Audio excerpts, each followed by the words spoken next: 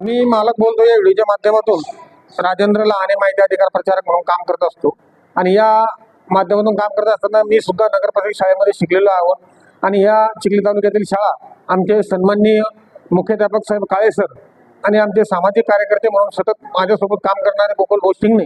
यांच्या माध्यमातून यांनी हे साहित्य घेऊन आले आणि या शाळेला वाटप करण्यासाठी या ठिकाणी त्यांनी या मुलांसाठी 1 ते 4 वर्गासाठी या लोकांनी आपल्या मुलांसाठी 12 खडीचे पुस्तकं असतील किंवा त्याच्यामध्ये